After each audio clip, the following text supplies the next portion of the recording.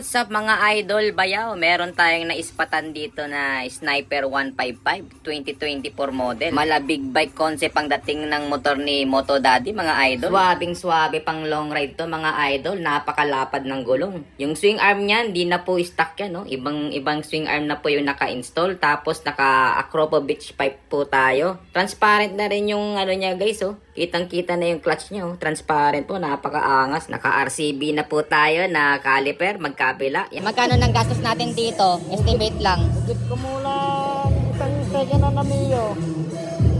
Parang nasa ano? 40k? Oh. 40k, no? Ayan mga idol, oh.